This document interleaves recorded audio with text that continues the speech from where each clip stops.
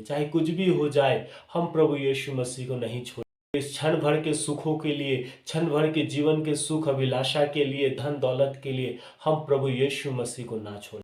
हाँ मेरे प्रियो, स्वर्ग में आज आपके लिए और मेरे लिए जब हम यीशु के कारण मेरे प्रियो चाहे कुछ भी हो जाए हम सहते रहेंगे, हम उसके सामने धीरज के साथ में हम खड़े रहेंगे। प्रभु बोला है कि स्वर्ग में बड़ा प्रतिफल हमारा इंतजार। प्रभु यीशु मसीह ने मत्ती रचित सुसमाचार उसका 5 अध्याय में कहा, धन्य हो तुम, धन्य है वे जो धर्म के कारण सताए जाते हैं। धन्य हो तुम जब मनुष्य मेरे कारण तुम्हारी निंदा करे और सताए और झूठ बोल बोल कर तुम्हारे विरोध में सब प्रकार की बुरी बातें कहे, तब क्या होना? आनंदित होना, क्योंकि स्वर्ग में तुम्हारे लिए बड़ा प्रति।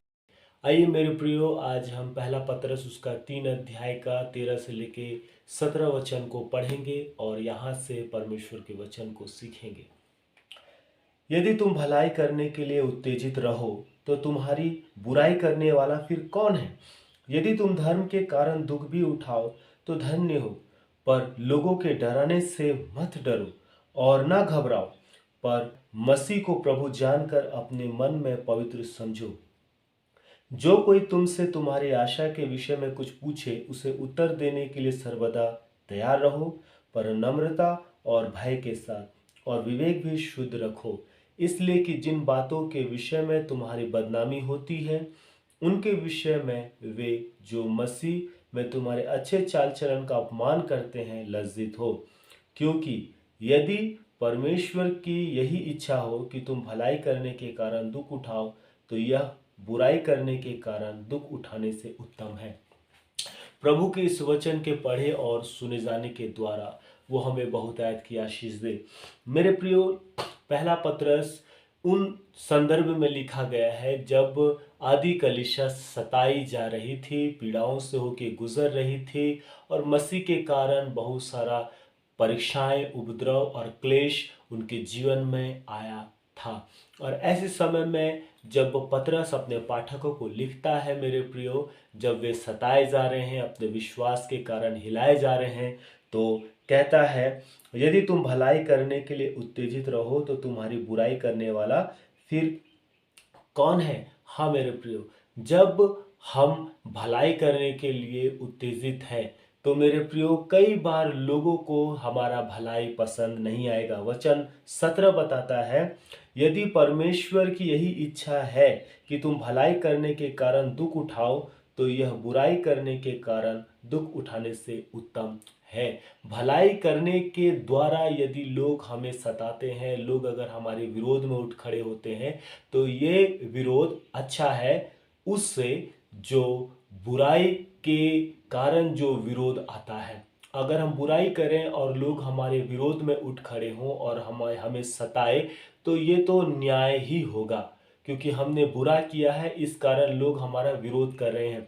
परंतु वचन 17 बताता है यदि भलाई करने के कारण अगर लोग हमारा विरोध करता है तो ये अच्छा है। और मेरे प्रियो वचन 14 बताता है, इसलिए यदि तुम धर्म के कारण दुख भी उठाओ, यदि तुम धर्म के कारण दुख भी उठाओ, यदि प्रभु यीशु मसीह के कारण तुम दुख भी उठाओ, तो धन्य हो। और आगे कहता है, पर लोगों के डराने से मत डरो और ना घबराओ। मेरे प्रियो, लोग हमें डराएंगे, लोग हमको रोकने का प्रयत्न करेंगे, हमें परीक्षा लेके आएंगे, हमें वे नाना प्रकार का झूठी बातों को, विरोध को और हर प्रकार की बुरी बातों को हमारे विरोध में भी लेके आएंगे। लेकिन बताता है कि लोगों के डराने से मत डरो। आज मेरे प्रियो, लोग आपको और मुझे वो कह सकते हैं कि यीशु मसीह को तुम छोड़ दो और तुम फिर से उस संसार में आओ जहाँ पे तुम मरे हुए थे,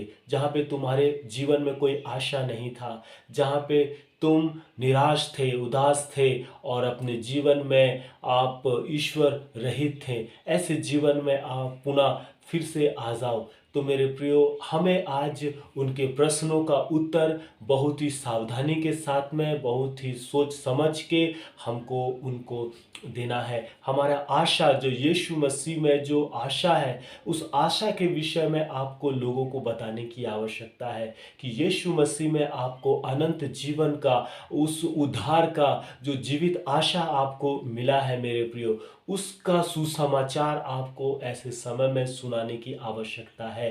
ना कि आपको ऐसे समय में चुप रहना है, और ना कि आपको घबराना है, और ना कि डरना है, परंतु अपनी आशा के विषय में आपको लोगों को बताना है।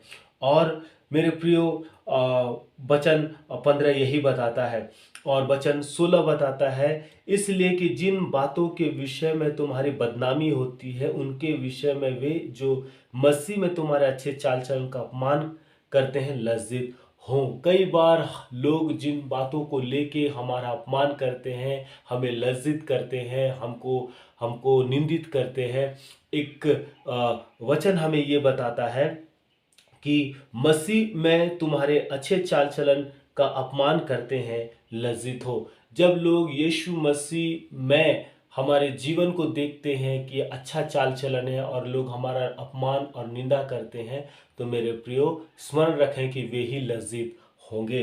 और वचन 17 बताता है, क्योंकि यदि परमेश्वर की यही इच्छा है कि तुम भलाई करने के कारण दुख उठाओ, तो यह बुराई करने के कारण दुख उठाने से उत्तम है। तो मेरे प्रियो, आज आपको मैं यही प्रोत्साहित करना चाहूँगा कि हम जितना हो सके, चाहे कुछ भी हो जाए, हम भलाई करते रहेंगे। चाहे कुछ भी हो जाए, हम प्रभु यीशु मसीह को नहीं छोड़ेंगे। चाहे कितना भी उपद्रव आए, विरोध आए, क्लेश आए, प्रताड़ना आए, तकलीफ आए, हम प्रभु यीशु मसीह को नहीं छोड़ेंगे। प्रभु यीशु मसीह ने मत्ती रचित सुसमाचार उसका 5 अध्याय में कहा, धन्य हो तुम, धन्य है वे जो धर्म के कारण सताए जाते हैं। धन्य हो तुम जब मनुष्य मेरे कारण तुम्हारी निंदा करे और सताए, और झूठ बोल बोल कर तुम्हारे विरोध में सब प्रकार की बुरी बातें कहे, तब क्या होना? आनंदित होना, क्योंकि स्वर्ग में तुम्हारे लिए बड़ा प्रतिफल रखा है। हाँ मेरे प्रियो, स्वर्ग में आज आपके लिए और मेरे लिए, जब हम यीशु के कारण मेरे प्रियो, चाहे कुछ भी हो जाए, हम सहते रहेंगे, हम उसके सामने धीरज के साथ में हम खड़े रहेंगे। प्रभु बोला है कि स्वर्ग में बड़ा प्रतिफल हमारा इंतजार कर रहा है। मेरे प्रिय, इस क्षण भर के सुखों के लिए, क्षण भर के जीवन के सुख अभिलाषा के लिए, धन दौलत के लिए हम प्रभु यीशु मसीह को ना छोड़ें, पाप और संसार से समझौता ना करें। मेरे प्रियो, परमेश्वर हमें देने के लिए बहुत उत्तम आशीषों को रखा है। उसने अपने पुत्र को आपके और मेरे लिए दे दिया। उसके उद्धार को मेरे प्रियो आप आनंद मनाएं, उसके उद्धार में आप आनंद मनाएं।